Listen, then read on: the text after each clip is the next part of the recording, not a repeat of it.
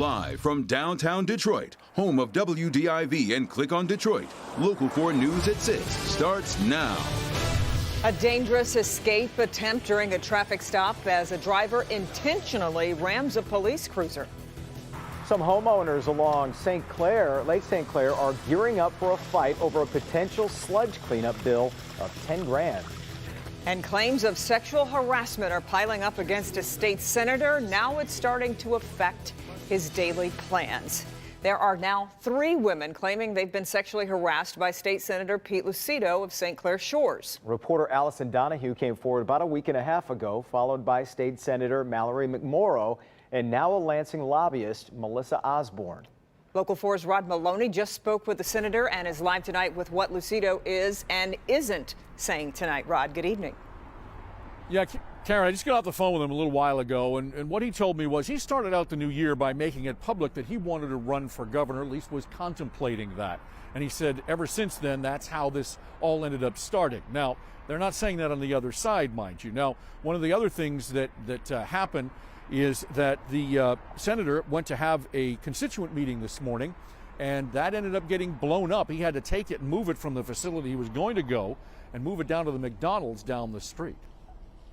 Some fun. You're welcome. Senator Pete Lucido is a longtime Lansing fixture, a loud, commanding presence, and according to a third woman, Michigan Credit Union League staffer Melissa Osborne, an unwelcome one, too, describing on WDET today a May 2019 incident. He approached me from behind, so I didn't actually even see him coming, and he placed his hand very low on my back, like to what I had described, kind of like almost like the upper part of your butt. So it was placed too low. It was uncomfortable. Mirroring almost word for word State Senator Mallory McMorrow's claim from November of 2018. He was looking me up and down. It was a very uncomfortable and demeaning situation where I didn't know how to back out of it. Lucido previously denied the other allegations, and tonight he's saying he won't say another word until fact-finding by the Senate Business Office is complete. That investigation started after the first 2 charges made by reporter Allison Donahue and Senator McMorrow.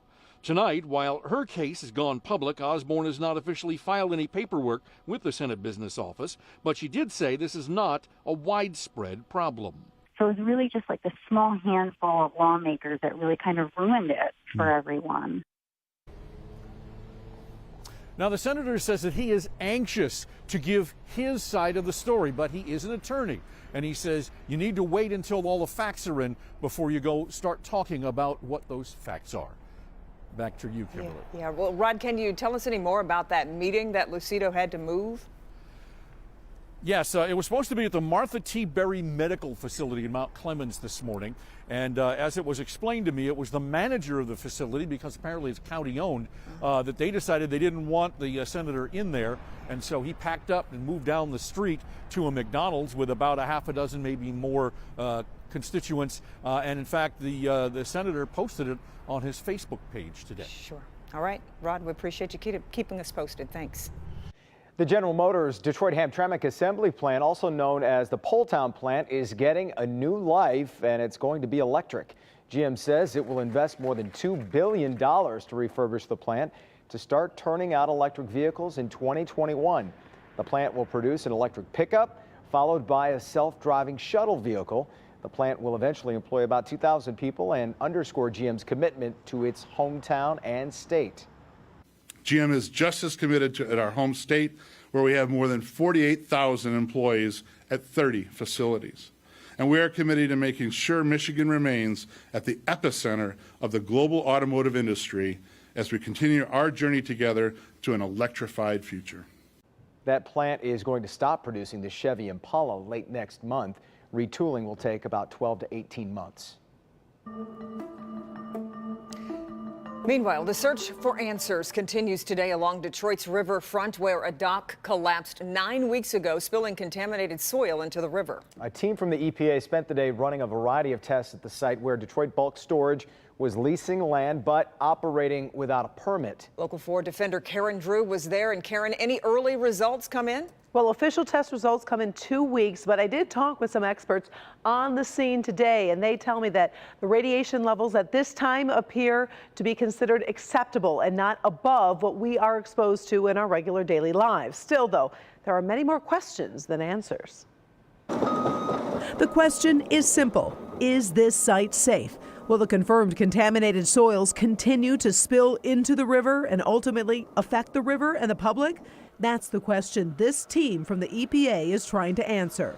The downriver water intakes have been sampled, the sediment's been sampled, the Detroit River's been sampled, the embankment's been sampled, the pond has been sampled. All those results show that there were no threat to the public. But even with that information, the EPA says more testing needs to be done. That's why they're here. Today we're coming back, we're coring down into the ground several feet, collecting soil samples, collecting water samples. We're resampling the pond just to make sure that we've not missed anything. The Local 4 Defender drone spotted this black van going back and forth on the property. It was testing for radiation. This big black box is a big giant detector pack. The health physicist explained how it worked. This could tell the difference between uranium metal and uranium like you would find in prospecting. Okay. The EPA is also using ground-penetrating radar to find potential basements. Now remember, this site had a laboratory on it back in the 40s to build uranium rods that were supposed to be used in the making of the first atomic bomb. Well, there's conflicting information about basements here, but there are some change orders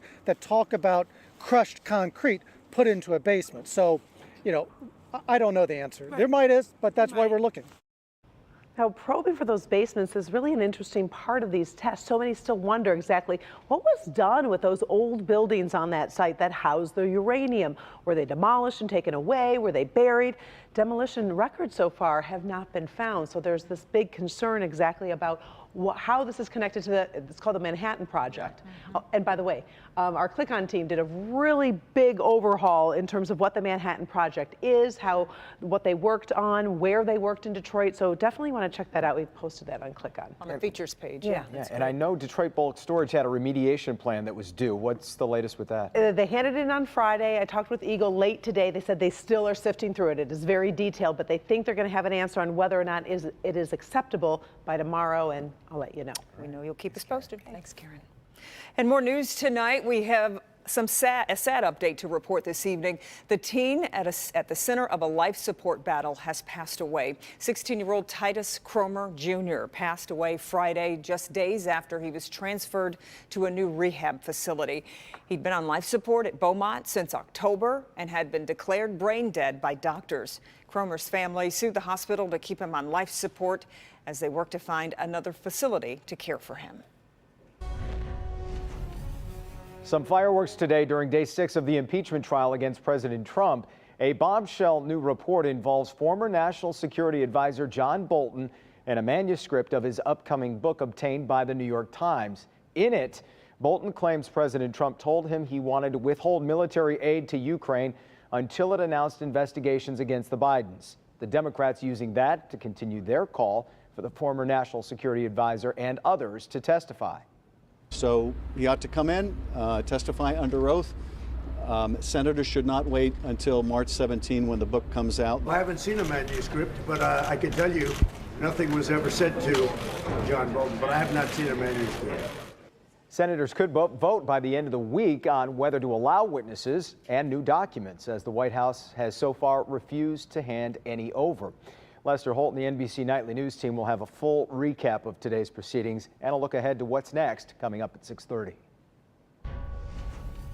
There are still no definitive answers into the tragic helicopter crash that killed 9 people in California, including NBA legend Kobe Bryant. It's been a day for people to share what they remember of Kobe. At 5, Jamie Edmonds had a reaction from the Pistons.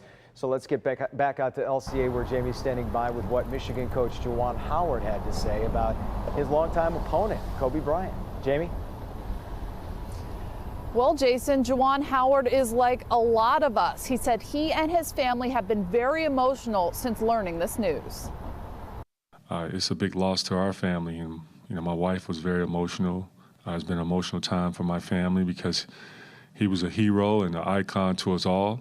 My kids looked up to him. One of my boys, that was his favorite player. Juwan Howard played 2 NBA seasons before Kobe Bryant joined the league in '96. The two would go on to play for years, facing each other multiple times. Today, Howard was asked for a memory, and one in particular came to mind when Howard was already coaching. At Staples Center, you cross the home team's locker room to get to the visiting team locker room, and I saw Kobe. We were crossing paths, and I said, "Yo, how long you gonna end up playing for?" He says to me, "Until I win 2 more championships." That's how he was wired. Howard talked a lot about Bryant's mental toughness and work ethic, both things that made Kobe the great player he was. Howard admits since the news broke of this tragedy yesterday, he's been thinking a lot about Kobe, the father and husband, and his heart breaks. My heart just goes out to Vanessa and the kids right now. That's what I'm concerned with, and also the other families that have lost loved ones. And Howard did make a note that there were a lot of people on that helicopter, and it's sad for everyone involved. He also talked about what Kobe was doing in his second act, the companies he invested in, the Oscar he won, and he says it's just heartbreaking. Live in downtown Detroit, Jamie Edmonds, Local 4. Yeah, 3 families just shattered So with many that. people, yeah, affected and sharing their memories. All right, Jamie, we appreciate it.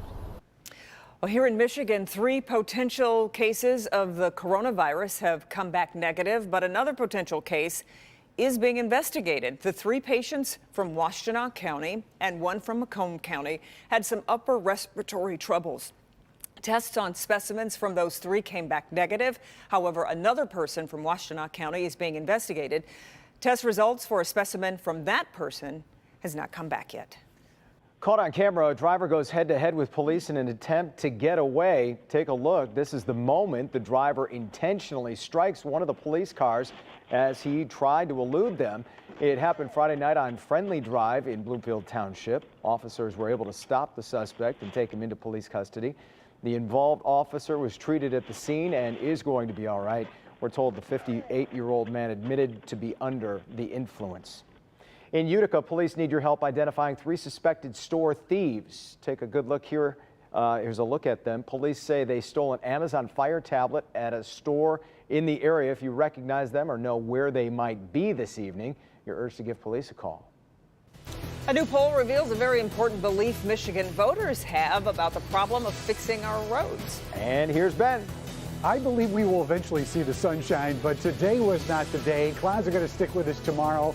Find out how much of this week is going to be cloudy, gray, and possibly damp. We'll look at that next. Early numbers are coming in about this sludge that was found along the lake shores in Harrison Township, St. Clair Shores, and more. It's not raw sewage, but it's still not going to be cheap to clean up.